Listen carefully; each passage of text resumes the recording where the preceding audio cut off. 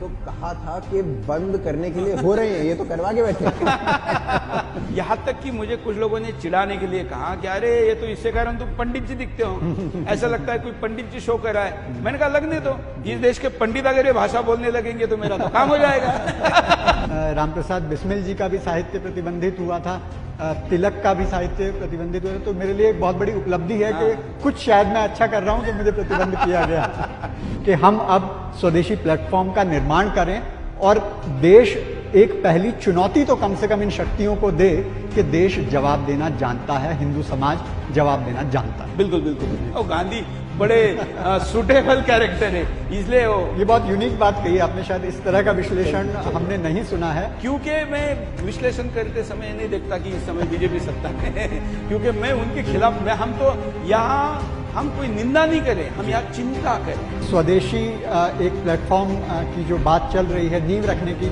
चल रही है, सुरेश जी का एक नींव का पत्थर सुरेश जी के हाथ से रखा जाएगा। बिल्कुल बिल्कुल, झंडा भी हम लगाएंगे। नहीं, क्योंकि हमने 2005 में जो लिटरेचर बनाया ना, उसमें लिखा है कि ये चैनल बंद होने के लिए शुरू हो रहा है।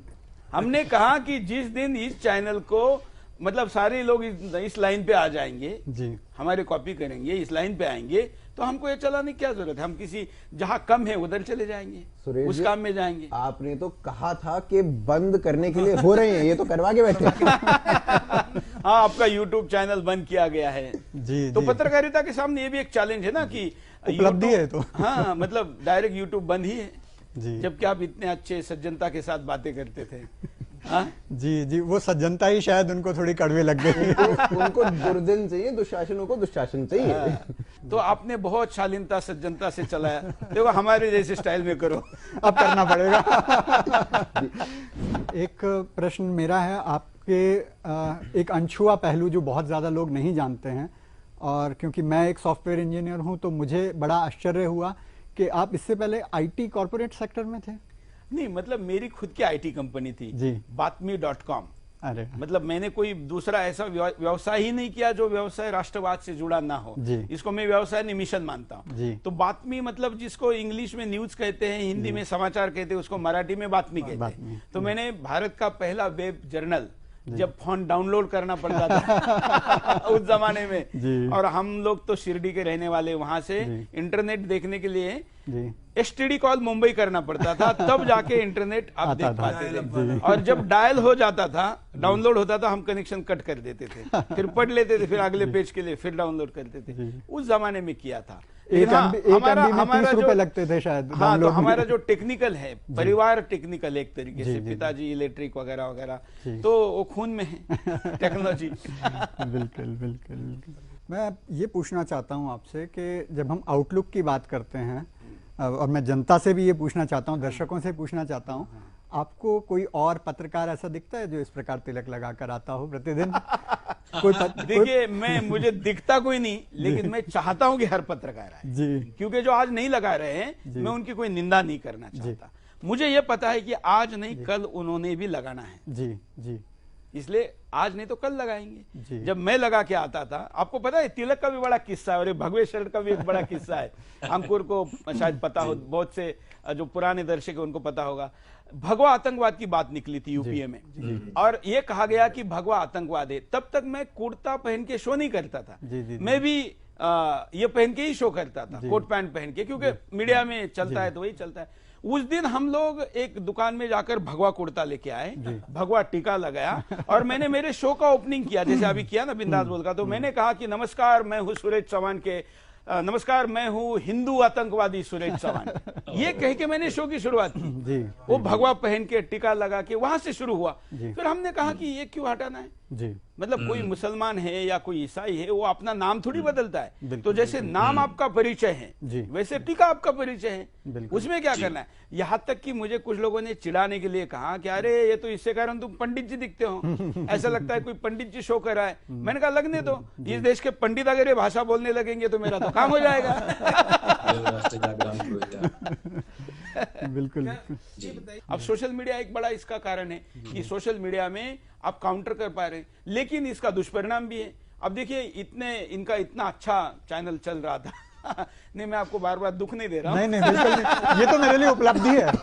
ये देखिए, आप जानते हैं कि सावरकर जी का भी साहित्य प्रतिबंधित हुआ था, रामप्रसाद बिस्मिल जी का भी साहित्य प्रतिबंधित हुआ था, तिलक का भी साहित्य प्रतिबंधित हुआ था। तो मेरे लिए एक बहुत बड़ी उपलब्धि है कि कुछ शायद मैं अच्छा कर रहा हूं कि मुझे प्रतिबंध किया गया।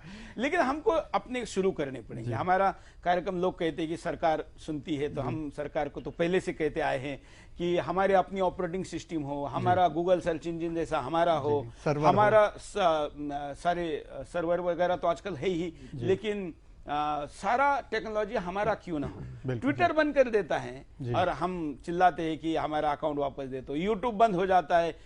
सुदर्शन ने आपके ऊपर कार्यक्रम किया, कई यूट्यूब वालों ने किया, आपको कोर्ट में जाना पड़ा। हम इसलिए ना, क्योंकि हम उन पे निर्भर हैं, तो हमने इसकी उपलब्धता अधूरी की है, इसको पूरा करना पड़ेगा। जिस दिन हम ये करेंगे उस दिन के बाद आपको कुछ नहीं होगा। इसलिए सत्ता ने करने के जो काम है ना, वो केवल सड़क, बिजली, पानी नहीं है, बिल्कुल ये भी है। बिल्कुल ये सत्ता को समझना चाहिए कि ये वाला इंफ्रास्ट्रक्चर भी जरूरी है, अन्यथा कुछ नहीं हो सकता। बल्कि पहले तो कम से कम पुस्तकों की बात आप कह रहे, पुस्तक पहले छुपा के रखा जा सकता था। आज अगर ऑनलाइन, मानिए सुरेश चौहान के नाम या लिखे हुए पुस्तकें इन्होंने तय किया कि हटा देने हैं, एक दिन में दुनिया के सारे सर्वर पर वो सारा पुस्तक, वो नाम गायब, वो कभी भी नहीं मिलेगा। तो डिजिटल एक स्ट्रेंथ भी है और एक वीकनेस भी है। इसलिए हमको अपना प्रारंभ करना चाहिए। मैं तो कू ऐप हो या ट्विटर ऐप हो या जितने स्वदेशी ऐप है, मैं कहता हूं भाई इनको प्रमोट करो, जितना ज्यादा करेंगे हमारा अपना रहेगा। बिल्कुल, एक कहावत भी है इसमें कि आत्मनिर्भरता से ही आत्मसम्मान आता है। यस, तो मेरे ख्याल से हमारे लिए संकल्प होना चाहिए और सभी दर्शकों के लिए भी संकल्प होना चाहिए कि हम अब स्वदेशी प्लेटफॉर्म का निर्माण करें और देश एक पहली चुनौती तो कम से कम इन शक्तियों को दे कि देश जवाब देना जानता है, हिंदू समाज जवाब देना जानता है। बिल्कुल बिल्कुल। इस बात पर आपके पे एक प्रश्न फिर निकलता है, जो गांधी अंकल की बात होती है, तो जैसे हम कहते हैं मौलाना गांधी, सॉरी महात्मा गांधी, कभी गलती से सच निकल जाता है मुंह से, तो ये जो एक ब्रांड ऑफ पॉलिटिक्स है, ये राजनीति की जो एक व्यथा कहूंगा मैं, इसे प्रथा तो नहीं कहूंगा, जो चल पड़ी है, जिसने देश को पहले सेक्युलरिज्म इमरजेंसी के समय पर थोपा और आज जिस तरह से तुष्टीकरण चल रहा है और सभी पार्टियों में दुर्भाग्यपूर्ण तरीके से ये चल रहा है, जिसका यूपीएससी जिहाद एक ऑफशूट जिस पर आपने बहुत अवेयरनेस फैलाई है, उसको आपको क्या लगता है किस प्रकार से एड्रेस किया जा सकता है, किस प्रकार से निवारण किया जा सकता है? देखिए, मैं ऐसा मानता हूं जी, मेरा पुराना लिटरेचर जिन्होंने देखा होगा या हमारे कई ऐसे पुराने मित्र है, 2005 में जब मैं चैनल चालू किया था, मैंने कहा था कि ये अखिलेश यादव, लालू यादव, ये जो सारे जो पार्टियां हैं ना, जो बहुत प्रो मुस्लिम है, मैं आज पुनः 2021-22 में कह रहा हूं आपको, बीजेपी से ज्यादा हिंदुवादी होगी कुछ दिनों बाद जी। इसका एक ही सोल्यूशन है कि हम अपने आप को इतना मजबूत करें कि और स्वार्थ के लिए होगी जी। लेकिन मैं कहता हूं कि स्वार्थ के लिए भी क्यों ना हो, वो होगी ना जी। तो ये दुर्भाग्य है। गांधी की बात है तो कोई सत्ता अपने कार्यकाल में भगत सिंह नहीं चाहती जी। और गांधी बड़े सुटेबल कैरेक्टर है, इसलिए वो, ये बहुत यूनिक बात कही आपने, शायद इस तरह का विश्लेषण हमने नहीं सुना है। क्योंकि मैं विश्लेषण करते समय नहीं देखता कि इस समय बीजेपी सत्ता में है, क्योंकि मैं उनके खिलाफ, हम तो यहाँ हम कोई निंदा नहीं करें, हम यहाँ चिंता कर रहे हैं जी। ये चिंता का अंतिम लाभ उन्हीं को मिलना है। अगर उनको लगता है कि ये निंदा है तो फिर तो उनका दुर्भाग्य, हम उसमें क्या कर सकते हैं। हिंदुत्व का जब बात होती है तो ब्रांड ऑफ हिंदुत्व की हमारे जो जूनियर गांधी जी हैं वो भी कभी भी बोलते हैं। एक अटल ब्रांड ऑफ हिंदुत्व था, एक मोदी ब्रांड ऑफ हिंदुत्व है और आगे योगी और सुरेश चौहान के ब्रांड ऑफ हिंदुत्व उस क्रम में मुझे मत लीजिए। तो आगे आने वाली दिशा आप क्या देखते हैं हिंदुत्व की?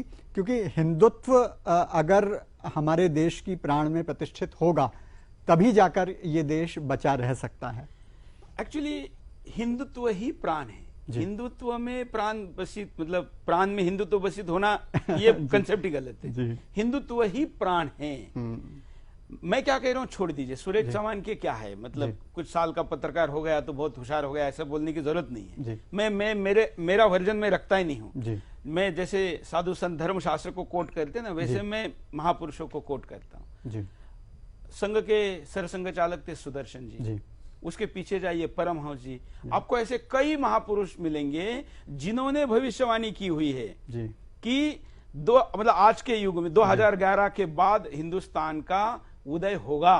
जी तो ये उसका हिस्सा है। ये कोई मतलब हम करेंगे तो होगा, हाँ हमें पुरुषार्थ करना पड़ेगा, पुरुषार्थ अनिवार्य है, लेकिन उदय होना है। उस उदय के कारण आप बन रहे क्या? तो फिर आप लाइफ में कुछ बन जाएंगे, तो इतिहास आपका नाम याद रखेगा। और अगर आप वो नहीं है तो फिर तो 700-800 करोड़ जनता इस देश में, हम कौन है? बिल्कुल, बिल्कुल। इतना पूरे वसुंधरा पर एक छोटा सा देश हिंदुस्तान, उसमें से एक छोटा सा चैनल, मतलब हम तो सुई के नोक से भी छोटे, उसमें सूरज चौहान के कहाता है, लेकिन कार्य व्यक्ति को महान बना सकता है। इसलिए जो आत्मा है वो हिंदुत्व ही है, दूसरी कोई आत्मा नहीं है। वो नहीं है तो फिर हिंदुस्तान और बाकी देशों में क्या फर्क है? कोई फर्क नहीं। कि आप लोग अपने अपने YouTube चैनल का नाम भी जरा बताइए, जिससे कि वो आपको फॉलो या देख सके। अब आपको तो नया बनाना पड़ेगा, लेकिन आप लोग बता दीजिए। इनका चैनल वापस लाएंगे, चिंता मत करिए। उनकी वेबसाइट है, उसका नाम बता दीजिए। वेबसाइट है सबलोकतंत्र.com। और एक, जैसा कि सुरेश जी ने प्रेरणा दी कि एक भारतीय स्वदेशी OTT प्लेटफॉर्म भी बहुत जल्दी सुरेश जी के समर्थन के साथ ही आप लोगों के सामने आने वाला है। मैं आश्वासन दे देता हूं सुरेश जी की ओर से, आप लोगों का जब आदेश हुआ है जनता का, तो स्वदेशी एक प्लेटफॉर्म की जो बात चल रही है, नींव रखने की चल रही है, सुरेश जी का एक नींव का पत्थर सुरेश जी के हाथ से रखा जाएगा। बिल्कुल बिल्कुल, झंडा भी हम लगाएंगे उसमें।